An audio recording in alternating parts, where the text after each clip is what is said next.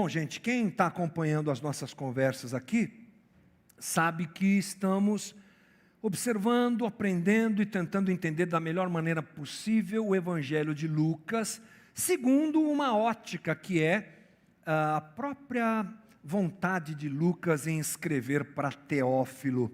Lembre-se que o Evangelho de Lucas ele foi escrito com o desígnio, com o destinatário, melhor dizendo, para um homem chamado Teófilo. Também Lucas escreveu Atos, né? Esses dois livros bíblicos foram escritos assim. E a nossa ideia é tentarmos entender o que é que Lucas está dizendo para Teófilo. Qual o propósito da conversa, o que ele quer destacar nas coisas. Lembrando que o próprio Lucas escreve no capítulo 1, versículo 4, para que tenhas plena certeza das verdades em que foste instruído.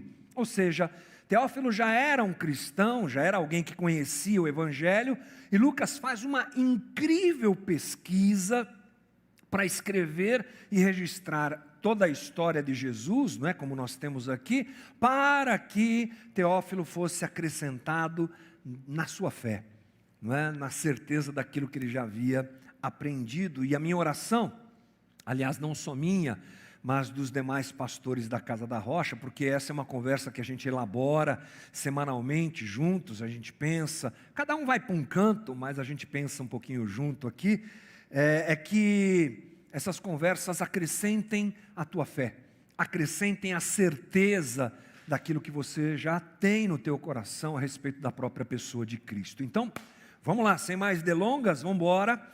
Semana passada nós falamos sobre João Batista e uma pergunta de João Batista. Foi uma das conversas mais desafiadoras para mim, nessas que nós já tivemos até agora. Era um texto imenso, muita coisa para explicar, muita coisa para entender. Mas a conversa da semana passada, ela se focou na fala de Jesus a João. Porque João pergunta para Jesus se ele é realmente o Messias. Ele estava em crise, preso por conta do conflito dele com Herodes, e ele manda os seus discípulos que perguntassem para Jesus se ele era o Messias ou se eles deveriam esperar outro. E Jesus cura um monte de gente, faz uma série de milagres, cita Isaías e responde isso para João: olha, João, sou eu, e bem-aventurado, feliz é aquele que não se escandaliza por minha causa. E nós entendemos semana passada que o grande desafio proposto por Jesus era que João e os discípulos e o povo de modo geral entendessem quem ele era e entendessem o reino que ele apresentava, porque essas duas coisas eram muito distintas do entendimento a respeito do Messias vigente na época. Achavam que era o Messias militar, poderoso que viria, e sobre o próprio reino, porque eles achavam que era o reino de Israel, um reino físico, um reino, uma nação, essa coisa toda. Então Jesus diz: bem-aventurado, feliz é aquele que entende que eu não sou esse Messias que vocês imaginam. Feliz é aquele que entende que o reino que eu estou apresentando não é esse Israel físico, nação que vocês imaginam, e não tropeça quando entende isso. E foi uma conversa bem interessante. Portanto, a semana passada, a nossa conversa teve a ver com quem é Jesus e como é seu reino. Agora a gente entra numa outra sequência. Aliás, eu gosto, já falei aqui várias vezes, que a gente lê, que você leia, que alguém ao ler o Novo Testamento, principalmente os Evangelhos, faça isso de forma corrente, né? Prestando atenção na história que termina e na história que começa. E agora a gente entra numa outra história muito bonita. É um texto exclusivo de Lucas, ele não está presente nos demais evangelhos, e talvez a pergunta, depois que a gente encerrar essa palavra de hoje, essa conversa, essa reflexão de hoje, seja: você sabe quem você é? Semana passada nós pensamos, sabemos quem Jesus é? Sabemos como é o reino que ele apresenta? Hoje talvez a pergunta, pelo menos é o que ficou na minha cabeça e no meu coração essa semana, você sabe quem você é? Então vamos lá. Lucas 7:36 diz assim: convidado por um dos fariseus para jantar, Jesus foi à casa dele e reclinou-se à mesa.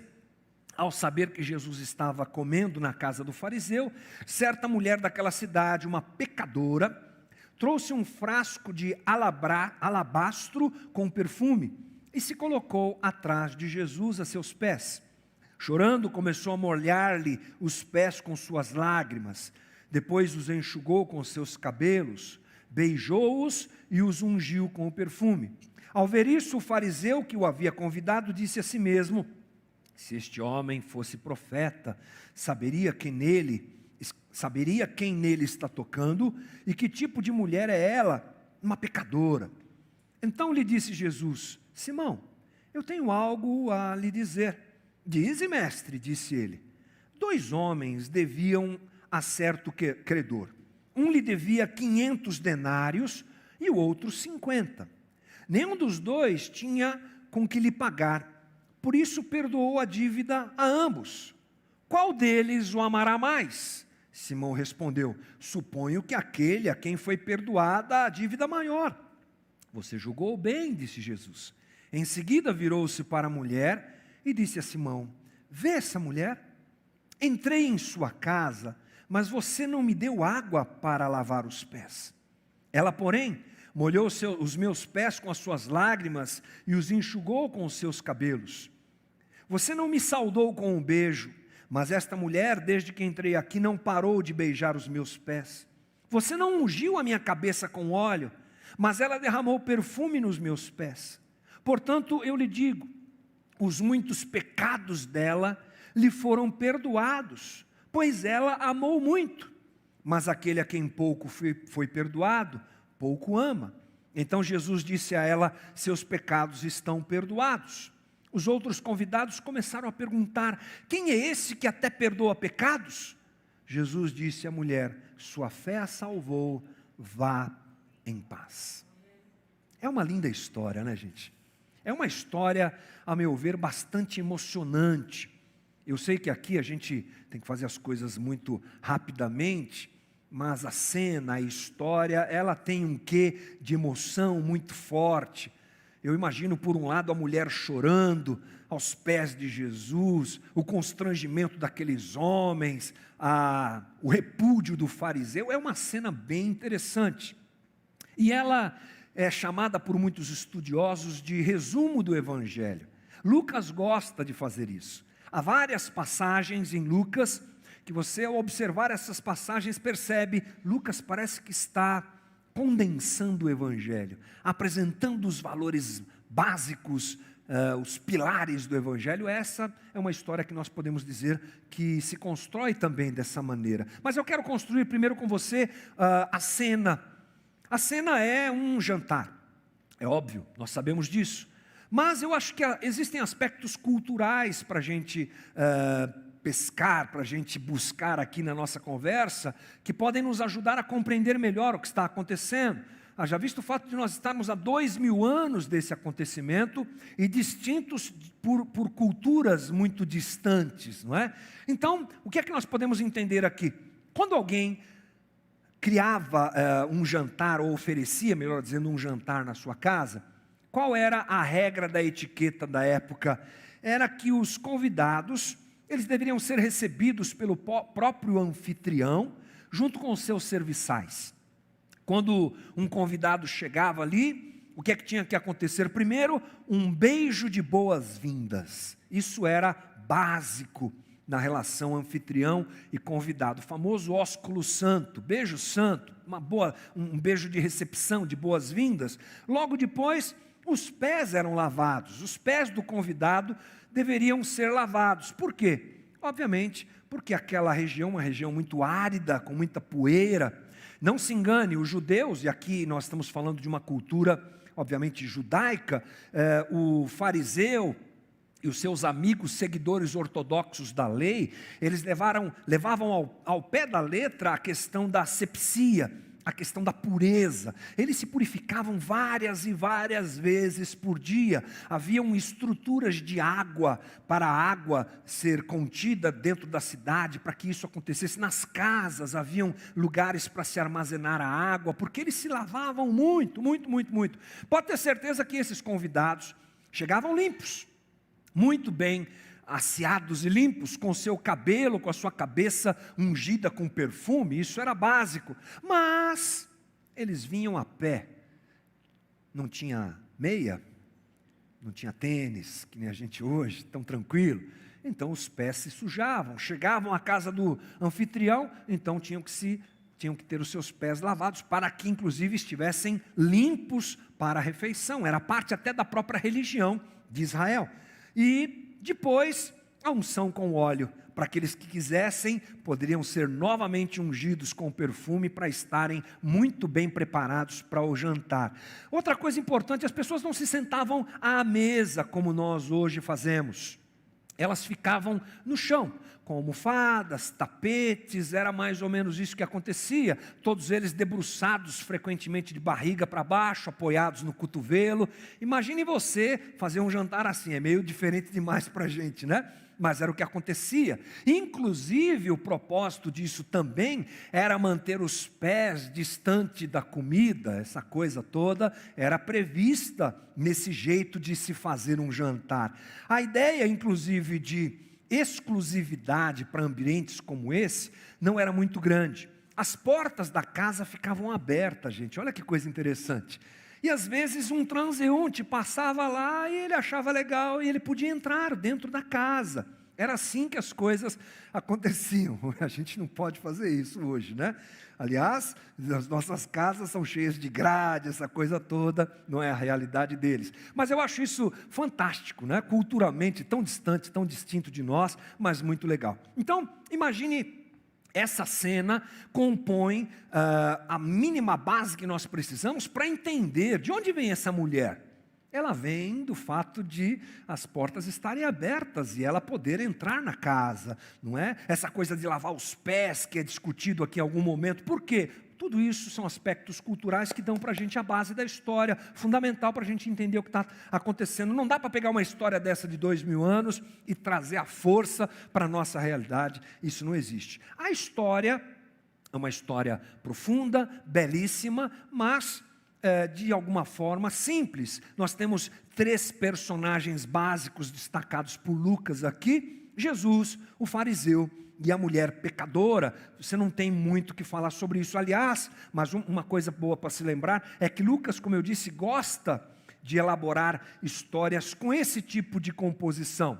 Aliás, registrar histórias com esse tipo de composição é o que ele faz mais à frente em Lucas 15, naquela famosa história do filho pródigo. Nós chamamos de filho pródigo, essa coisa toda. São 3 personagens, basicamente. Aqui Lucas faz mais uma vez isso e vai mais uma vez para esse caminho.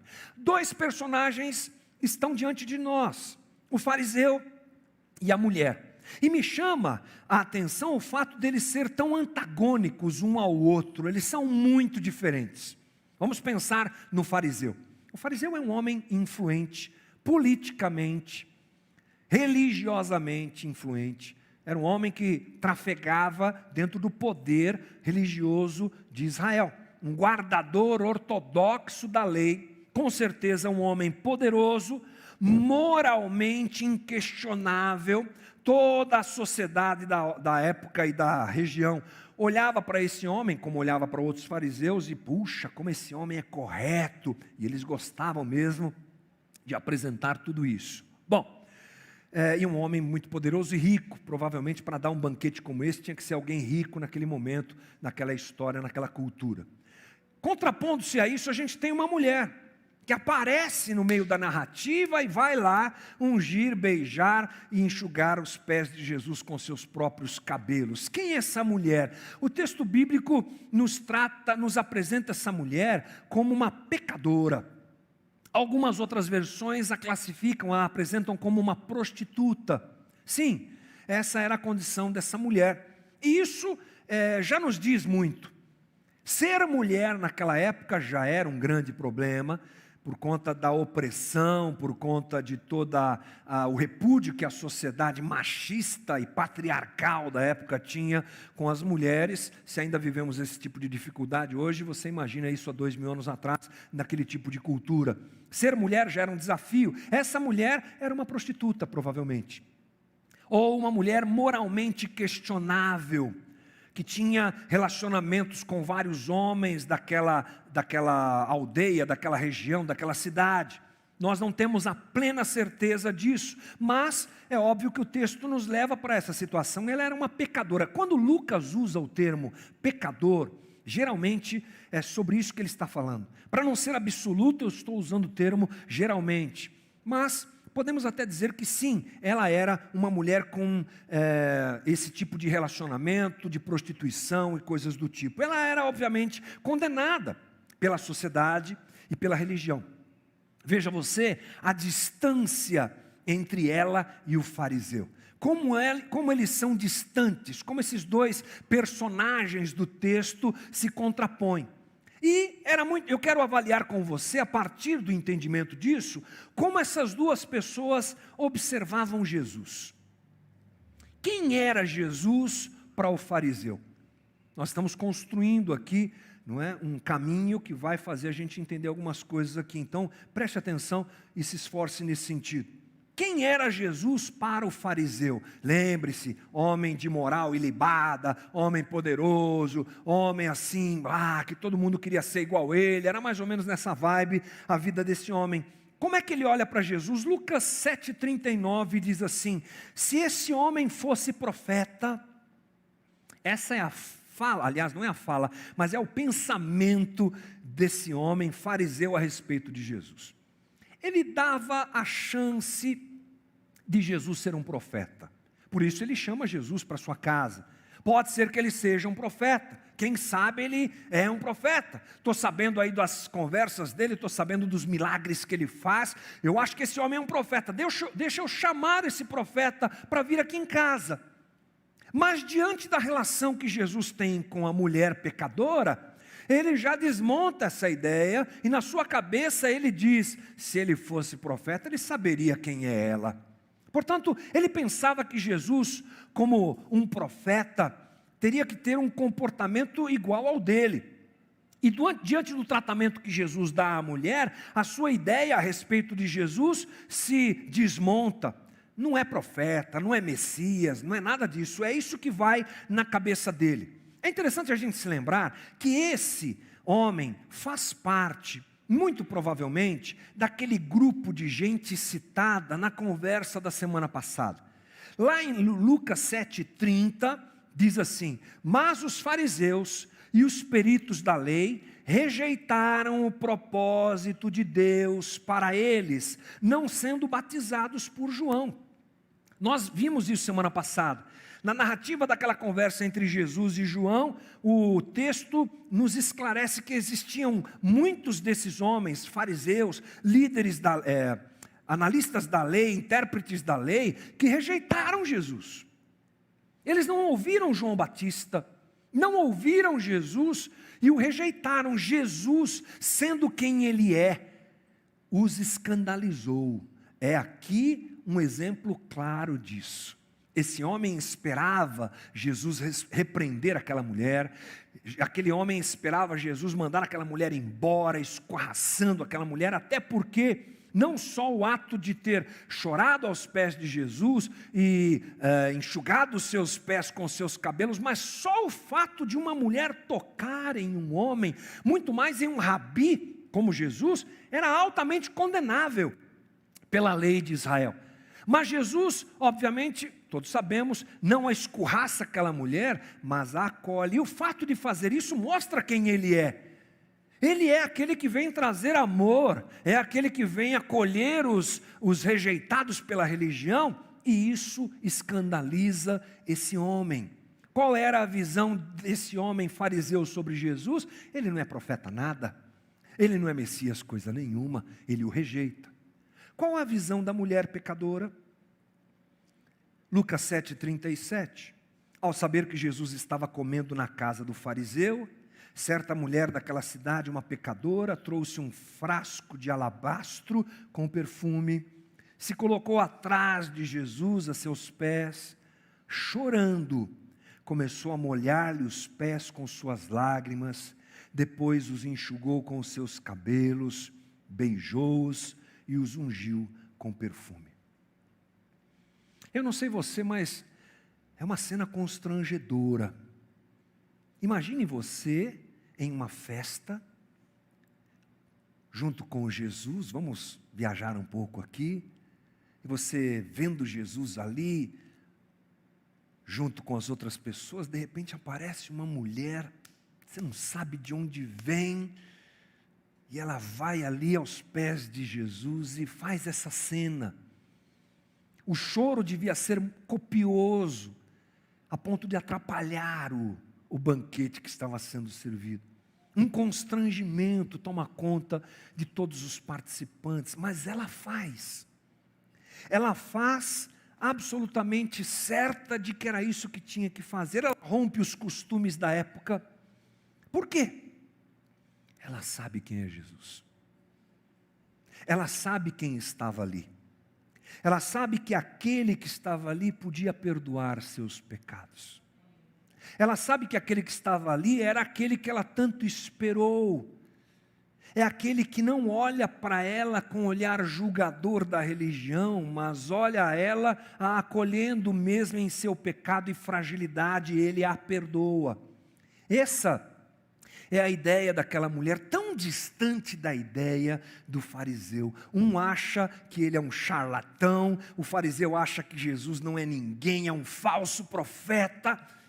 E a mulher acha e tem certeza que ele é o prometido, que ele é o Senhor. Por que essa distância, gente? Vamos prosseguir no nosso raciocínio aqui. Por que eles pensam de forma tão diferente? A resposta é que eles mesmos se enxergam de forma diferente. É aí talvez que a gente começa a entender o porquê um pensa de forma tão diferente a respeito de Jesus do outro. A construção da verdadeira identidade de Jesus em nosso coração parte da percepção de quem nós somos. O fariseu se enxergava de um jeito, por isso, por se enxergar de um jeito, ele enxergava Jesus de uma certa forma. A sua autopercepção, o jeito que ele enxergava a si, fazia com que ele enxergasse Jesus e a mulher de um certo jeito, e ela também, partindo desse mesmo princípio, por se enxergar de uma certa maneira, enxergava Jesus de outra maneira. Jesus desvenda o coração de ambos diante disso, usando uma parábola. Olha, gente, é incrível. A gente acha que Lucas, ele viu tudo isso, guardou na cabeça, um dia sentou e saiu escrevendo. Sim, mas também não. Porque há uma preocupação de Lucas muito linda. Quando você analisa o texto no grego, tem umas regras que a gente aplica lá que nos mostram que o centro do texto é essa parábola. Ele vai construindo o texto e essa parábola brilha como a parte central do texto. Que parábola é essa? Muito curtinha, 2 versículos. Lucas 7,41. 2 homens deviam a certo credor. Um lhe devia 500 denários e o outro 50. Nenhum dos dois tinha com que lhe pagar, por isso perdoou a dívida de ambos, ou a ambos. Qual deles o amará mais? Bom, gente, aqui o que nós temos? Uma parábola pronunciada por Jesus em resposta ao pensamento do fariseu condenando Jesus. Se ele soubesse quem ela é, ele não deixaria ela ficar chorando aos seus pés. Ele não fala nada, mas Jesus capta o coração daquele homem, e em resposta a isso pronuncia essa parábola. É interessante que essa parábola, ela é colocada diante desse homem, para explicar a ação daquela mulher. Uma coisa que de vez em quando acontece, quando a gente lê essa parábola, é que a gente acha assim, que incrível, realmente aquele que recebeu mais perdão, deve ser aquele que vai aos pés de Jesus. Mas muitas vezes fazemos isso, esquecendo que ambos são devedores. Um deve mais, o outro deve menos. Mas a condição de ambos qual é? Devedor. Um deve 100, o outro deve 10. Mas se a gente puxa o SPC, sai o quê? Devedor para cá, devedor para lá. Por não compreender isso, é que Jesus apresenta essa parábola, porque ele está falando a respeito do amor daquela mulher, e ao mesmo tempo está apresentando o coração do fariseu. Ô Simão, é o seguinte, essa mulher está aqui, porque ela entende que ela é pecadora, ela sabe que ela é pecadora, por isso ela está aqui aos meus pés. O problema, Simão, é que você não sabe que você é pecador. Essa é a dificuldade, e é por isso que Jesus apresenta essa parábola, porque diante das pessoas, aquele homem era muito santo, era muito correto, era irrepreensível, e realmente, dentro de uma comparação social para a cultura da época, aquela mulher era a ralé de todos, e ele era a pessoa muito benquista pela sociedade, mas Jesus está esclarecendo que ambos são pecadores, e nós sabemos que se tirarmos aquela moralidade que tinha como intenção mostrar santidade diante das pessoas, o que nós encontramos? Um pecador. A mulher é uma pecadora nas ruas da cidade, aquele homem é um pecador dentro do templo, fazendo sacrifícios a Deus, cumprindo os seus votos a Deus, mas a própria forma como ele se enxerga é a forma de alguém que não percebe, ou até mesmo que não quer perceber que é pecador. O fariseu, obviamente, ele se achava superior. Ali no versículo 39, diz isso: ao ver isso, o fariseu que o havia convidado disse a si mesmo: se esse homem fosse profeta, saberia quem nele está tocando e que tipo de mulher é essa, uma pecadora. É uma frase que denota completo desprezo à mulher, porque ele se achava superior. Ele era alguém moralmente correto e moralmente digno. E ele pensava, Jesus não pode se relacionar com esse tipo de gente. Se ele for profeta mesmo, ele tem que se relacionar com gente linda, bonita e correta igual a gente. Veja só, por se achar perfeito, ele olha para Jesus de forma incorreta. O seu pensamento a respeito da sua própria dignidade o afasta da realidade de quem Jesus é. O fariseu, ele dificilmente tinha consciência da sua culpa. Para que ele precisa de um redentor? Ele é uma pessoa muito correta. Ele acredita que tem poucos pecados. E por isso, ele precisa de pouco perdão. Olha a parábola fazendo sentido aí, né? Ele tinha orgulho do seu rigor legalista. Esse é daqueles que ia na igreja todo dia. Esse é daquele que lê a Bíblia todo dia. Esse é daquele que ora todo dia. Ué, então ele está certo. Ele está certo na prática, mas errado no coração. Porque ao fazer isso, ele se acha tão bom que ele não precisa de Jesus. Por isso, ele acha que ele é a segunda figura da parábola. Eu tenho só alguns pecadinhos. Eu sou uma pessoa tão boa, eu faço tudo tão certo. O problema é que ele faz tudo certo para adquirir autossalvação e autossuficiência. E esse é o erro desse homem. Ele era o verdadeiro pecador, alguns estudiosos dizem isso. Na verdade, diante de ambos ali, apesar de nós termos uma figura tão forte como uma mulher adúltera, o maior pecador, poderíamos dizer que é esse homem, que rejeita Jesus. Porque ele é muito bom, e porque nem sequer pecador ele acha que é. Ele mesmo despreza o Cristo, ele mesmo despreza a graça, porque se acha superior. E nós não podemos nos esquecer que o Deus soberano e poderoso, gente, se relaciona com aqueles que percebem a sua incapacidade e que reconhecem que precisam da graça de Deus. É incrível isso. Como Deus age de um jeito diferente da gente. Como Deus observa corações que se percebem pecadores e se entregam a Ele e rejeita aqueles que se acham autossuficientes. É isso que está escrito em Tiago. Tiago 4,6, Tiago está citando Provérbios, ele diz: mas ele os concedeu a graça maior, por isso diz a Escritura, Deus se opõe aos orgulhosos, mas concede graça aos humildes. Nós achamos que Deus pensa como a gente, nós achamos que Deus lida com as coisas e com as pessoas como a gente. Deus inverte tudo. Deus coloca os valores do reino dos homens de ponta cabeça. Esse aqui é o reino de Deus apresentado mais uma vez por Jesus. que recebe e se relaciona e acolhe a pecadora assumida, mas chama a atenção e repreende aquele que acha que é bom demais para precisar da graça de Jesus. A mulher pelo menos sabia quem ela era, pecadora. Ali no 44, não vou ler para a gente não perder muito tempo, mas Jesus literalmente diz, portanto, no 47, portanto eu lhe digo, os muitos pecados dela lhe foram perdoados, pois ela amou muito, mas a quem pouco foi perdoado, pouco ama.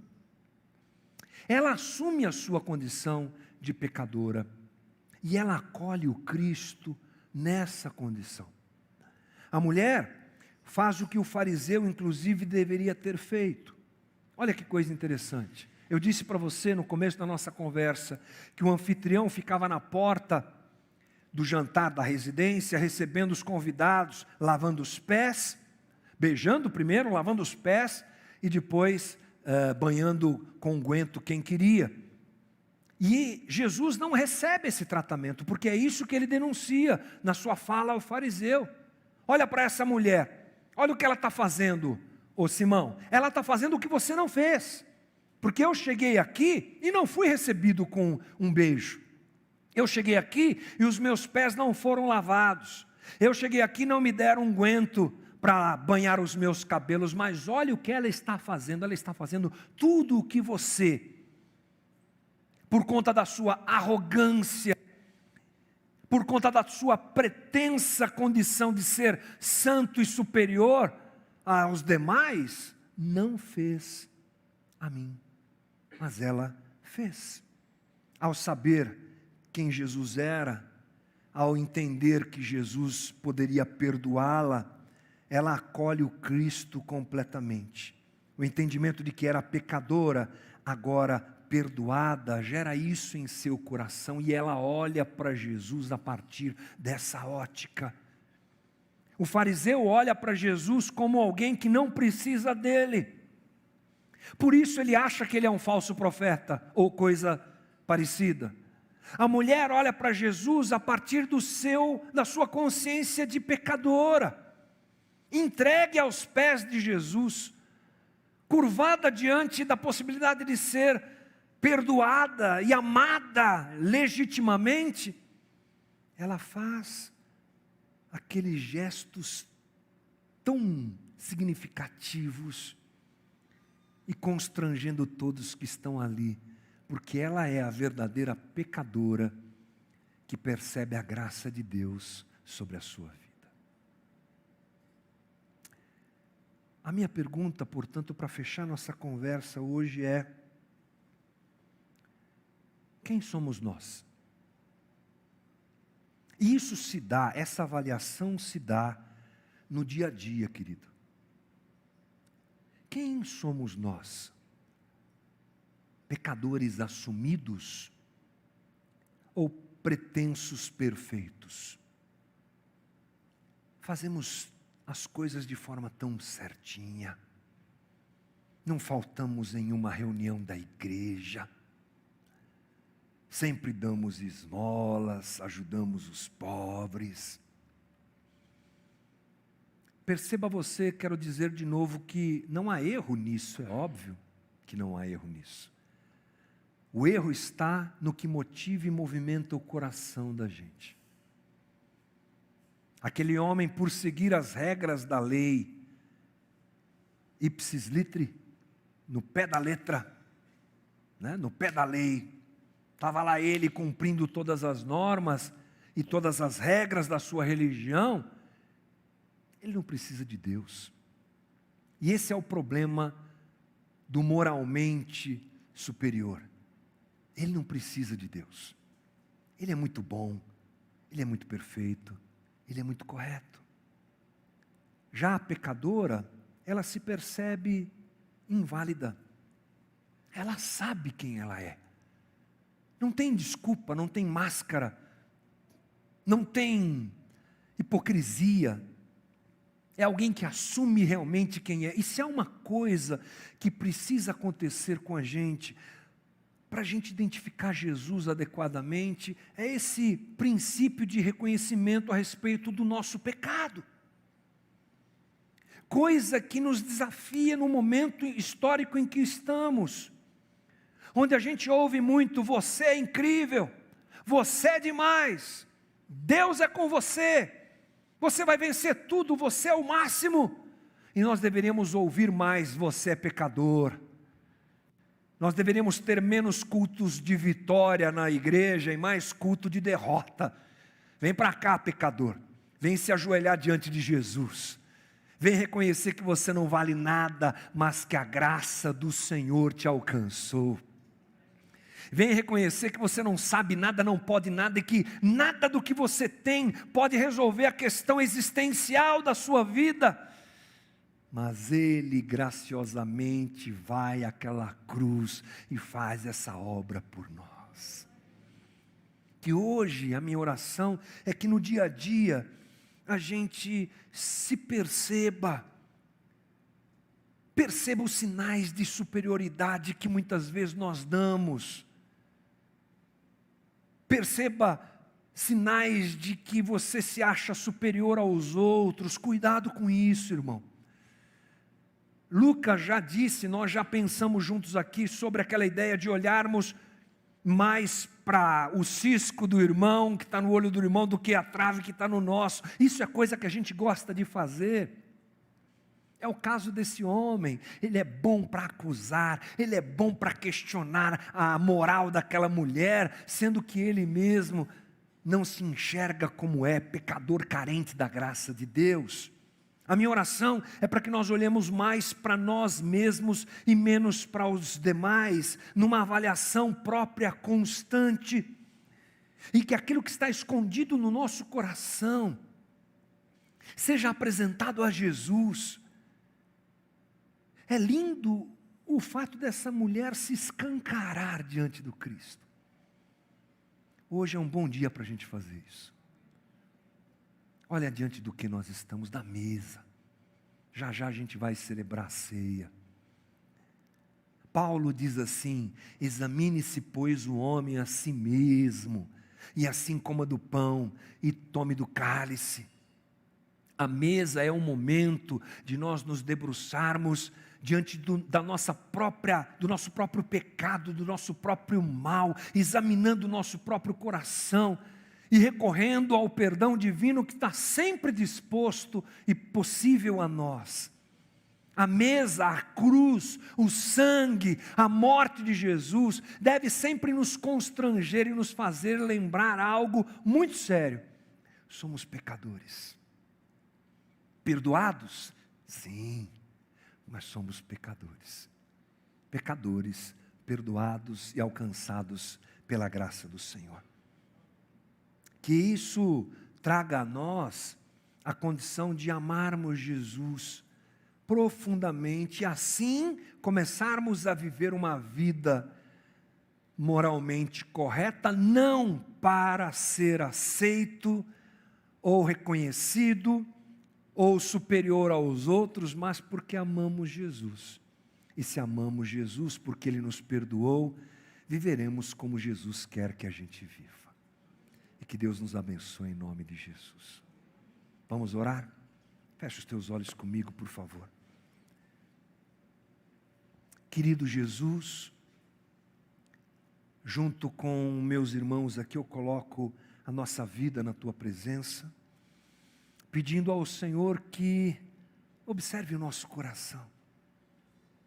Eu sei que essa é uma conversa simples, básica, mas ela é tão desafiadora para nós, porque ela nos expõe no nosso pecado, na nossa arrogância, na nossa maneira de lidar com o outro, na nossa pretensa superioridade. Ela nos desafia, Jesus. Eu te peço, quebranta hoje o nosso coração, Senhor. Quebranta o meu coração e o coração dos meus irmãos aqui.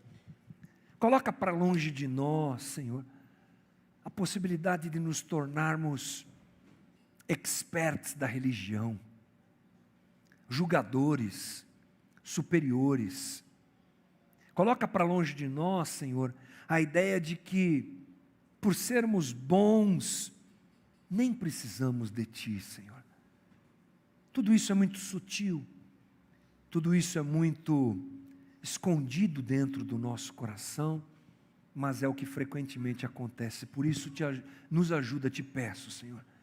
Quebranta corações, de todos nós nessa manhã, para, como aquela mulher, para que nós possamos nos ajoelhar aos Teus pés, para que nós possamos reconhecer nossa falha, nosso pecado e nosso erro. Faz aquilo que eu não posso fazer, Jesus. Fala aquilo, Senhor, que eu não posso falar.